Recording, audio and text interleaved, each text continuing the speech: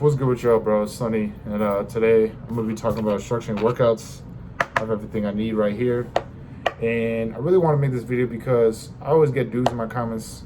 You know, they always asking for workouts and stuff, and now if they ask me that shit, they're gonna have to watch this freaking video. But yeah, that's what we're gonna talk about today. All right, so in this video, I'm gonna be talking.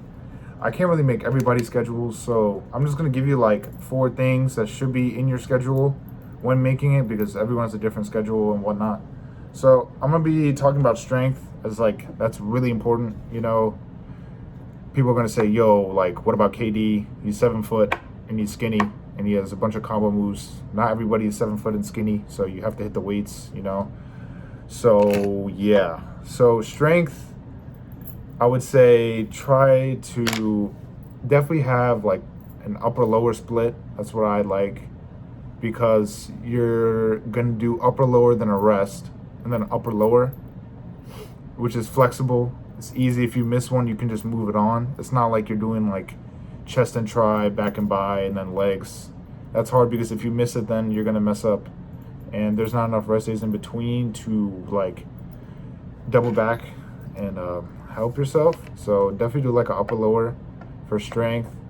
And yeah, so for the second thing, I would say that every hooper or athlete in this case would be plyometrics, which are basically like fast movements, like twitch, like, you know, working on your fast twitch fibers. I don't know which one it is, type 1 or type 2, I kind of forgot. But so like plyometrics are like sprints, jumping, just jumping. Literally, if you want to dunk, practice dunking on a smaller rim. People saying all this other shit, bro, just go out there on a small rim and dunk. Anyways, that's another video. But for plyos, also, when you're in the weight room and you're doing like this is gonna fall back on strength. So when you do upper lower splits and stuff like that, and you're lifting, like in the process of lifting, like let's say if I'm benching, you want to do like quick and explosive benching. So you get like, you work on your fast twitch fibers in your chest, stuff like that, you know? So like you'll have an explosive upper body. So you'll be able to like move faster. Like if you had to hit the cross, you'd be like, you know, like, but that really helps. Same thing with squats. Make sure they're fast squats. They're like 1, 2, 3, explode. Stuff like that. Same thing with benching. 1, 2, 3, explode. So work on eccentric, concentric movements. I think it's eccentric, concentric. I know there's an eccentric word, but yeah, definitely work on those kind of movements. And for plyos as well, my favorite ones that I said before was like practice dunking, which is jump a lot, sprinting. What else? Jump roping is good. That's good to work on. You know, it's like low level plyos. You know, low level plyos are like everyday plyos that you can do that won't tax your body as hard as high intensity plyos. Like going out to dunk every day is a high level plyo, which you should only do a couple of days a week, which means for me, like I said, I had strength on Monday, Tuesday, rest, Wednesday, Thursday. For plyos, I would have it on my Wednesday and 1 day in the weekend. I try to have at least 2 plyos. And yeah, another low level that I like instead of jump roping would be just pogo jumps, like little pogo jumps, like over the line, stuff like that. And then, yeah, that's what I got for plyos. All right, another section that I think that should be in the beginning of your workouts and at the end, mostly, would be isometrics, which is basically like a holding movement, and it strengthens your tendons. So it really helps because this falls back on plyos and strength. It could fall back on both, but so far I'm just having something and then falling back on that thing. So this one falls back on plyos, because when you do plyos, when you jump a lot and you run a lot, my fault. You, like for me, I had jumper's knee because I started doing a lot of stuff like trying to dunk off my left leg. So I got jumper's knee on there, and they gave me isometrics to do, like wall sits, like stuff with a band that I have to do with the door, a hip raiser, trying to strengthen my hips, trying to strengthen my calf. So like isometrics, I learned from then that isometrics really needed to be implemented in a workout.